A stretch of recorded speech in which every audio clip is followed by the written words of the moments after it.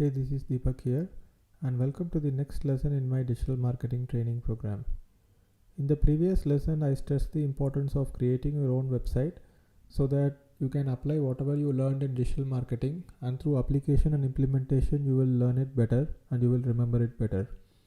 So, in this video, we will look at how to create your own website, and we will look at some of the concepts involved in it. So, what kind of website do I recommend? So I recommend a self-hosted WordPress blog on a custom domain name. So this is the kind of website that I recommend that you install so that you can learn digital marketing. I recommend this because WordPress is the best content management system that is available on the internet. And reports say that 22% of the internet is made up of WordPress. So it's obviously the best content management system. And the good thing about is that it's an open source software, which means that you need not pay them anything to install it on your website, and it is developed by a group of developers who are spread all over the world. And also another advantage is that the WordPress community is so large that people have developed a lot of free and paid plugins which can integrate with WordPress, which will enhance your website. So normally bringing out some capabilities of website, adding a lot of premium features would cost a lot of money in terms of development, but with WordPress it's very easy. So also a lot of people ask me whether it is okay to start a free blog, and I would not recommend a free blog. Free blog in the sense blogspot.com, blogger.com. There are many platforms which give you free blogs, and usually these free blogs kind of give you a free hosting. They either ask you to connect your domain name, or you can get a domain name such as yourname.blogspot.com. And in WordPress also you have to note that what I am talking about is that self-hosted WordPress means wordpress.org, which is wordpress.org, and not the wordpress.com. wordpress.com is again the free version, which I don't recommend. So there are a couple of reasons why I don't recommend free hosting, because they have some terms which says that you cannot use it for commercial purposes. You can use it only for personal blogging, and you cannot make money with it. So here a lot of people don't actually read the terms of conditions of such free hosting, blog hosting services. They go ahead, and one day their blog is deleted and there is no way to actually contact them and recover your blog. And usually for free services like this, there is no proper customer support because millions of people are using these free services. So it's basically building a house on a land which is not yours. So what I recommend is that you should get your own domain name, and as long as you have your own domain name, it's like having your own piece of land, and no one can actually try to take the domain name away from you as long as it is legal.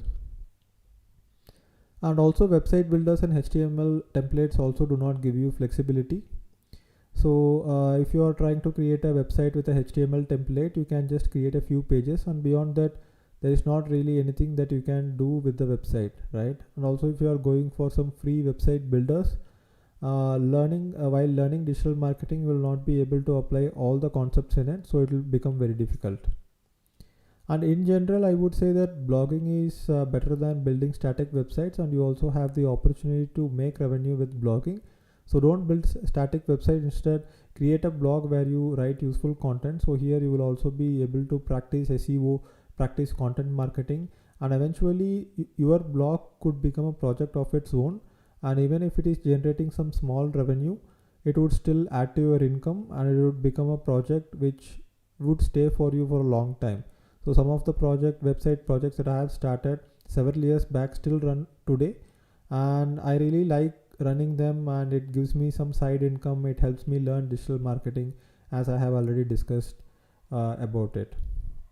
So let's get started with domain name hosting, then we will talk about WordPress and how to go about it.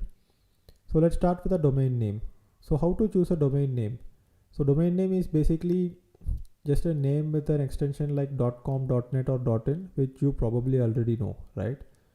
So the first tip for choosing a domain name would be to choose the domain name that is a brandable name, which means that, for example, my website digitaldeepak.com, the name Digital Deepak can be converted into a brand, right? I think right now it's already a brand because a lot of people refer my website to other people, and it's easy to remember.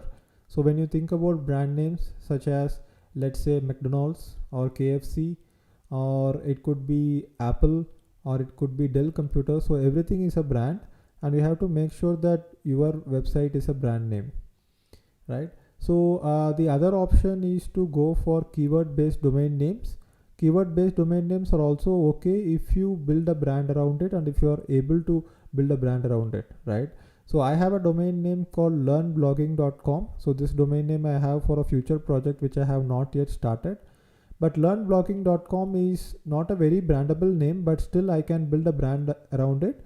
It's a very short, very neat, very meaningful keyword domain name. So keyword domain names are basically names which people actually search for, and people use it in everyday language, right?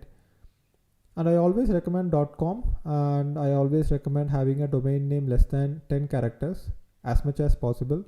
Of course, Digital Deepak and learnblogging.com are not less than 10 characters, but there was a study which was made, and they analyzed the top 100 websites, and they found out that 70 websites of the top 100 websites are .com names with less than 10 characters. For example, even if you think about brand names such as Amazon, Flipkart, Snapdeal, most of the big brand names which have made it big are .com names with less than 10 characters, and that actually helps in branding a lot if you are thinking about really expanding your company to a very big extent. But if you are running a blog, maybe going a little bit more than 10 characters becomes necessary at times because of the unavailability of domain names, and also you should use .com as much as possible. So there are a lot of more topics I can talk about this, but instead what I have done, I have written a very comprehensive article about it, which I have given a link below this video. So definitely check out those articles to help you choose a domain name. And also another question that you may have is that is country specific domain names are okay, like .in domain names, or it could be .de for Germany, .us for USA. So are country specific domain names acceptable?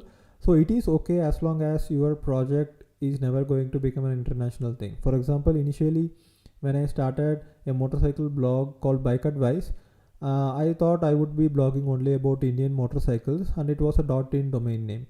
But after a few years, when I wanted to start blogging about international motorcycles and international motorcycle scene, the domain name kind of became a brand. Since .in was attached to it, it kind of became an Indian brand, and I was not really able to focus on the world, and that is a difficulty that you may have, and changing a domain name on a later date is very difficult, right? So we don't want to do that, because it changing the brand name itself involves lots of cost involved to it. People will forget a brand name, forget the old name, and the old name has some value. We really don't want to go through that hassle, right? So next, once you have chosen the right domain name to register, I also have included some resources below this video where you can go and find out available domain names. There are lots of websites which will help you find out some name hacks, such as it will give you suggestions about different names and things like that.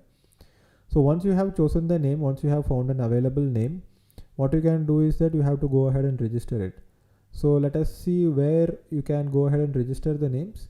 So initially, if you are just running an experimental project, and if you want to register a cheap domain name, for example for $2 or for 100 rupees, you can register it at godaddy.com or bigrock.com.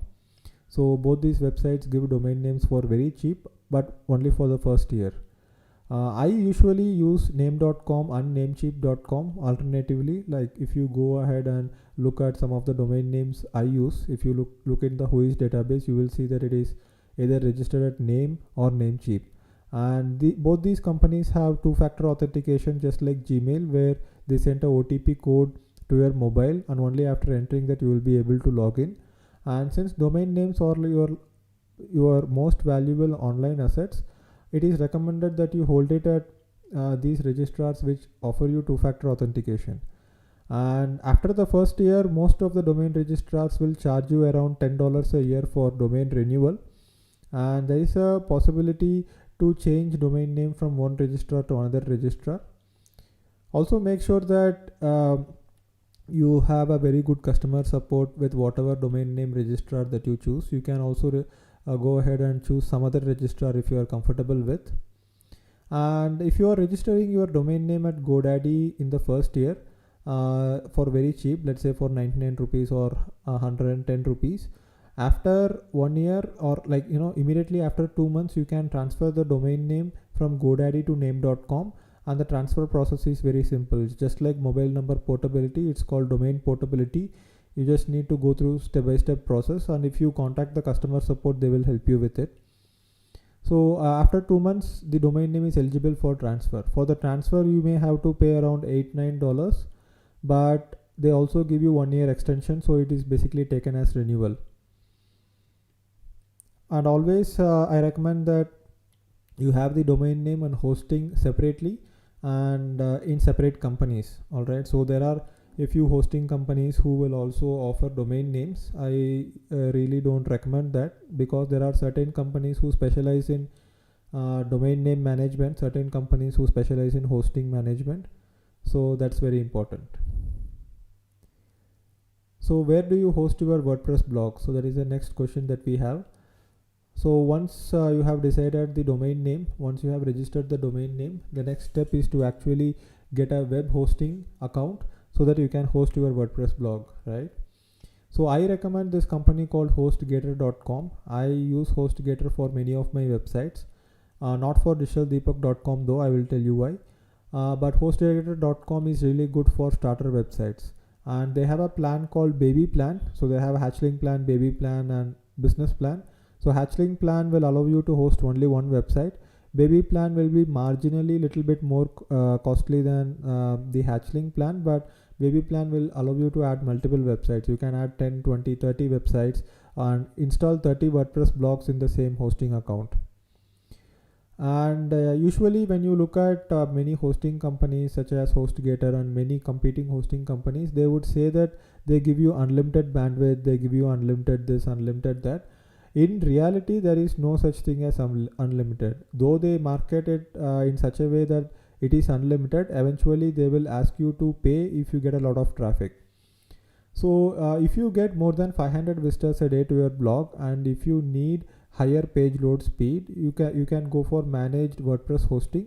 And I also have given recommendations for managed WordPress hosting below this video, so you can definitely go and check that out. I personally host my website in a managed WordPress hosting, and the hosting company is called trafficplanet.hosting.com. And HostGator also can accommodate 500 visitors a day without any problem, even 1000 visitors a day, but the page load speed will not be great.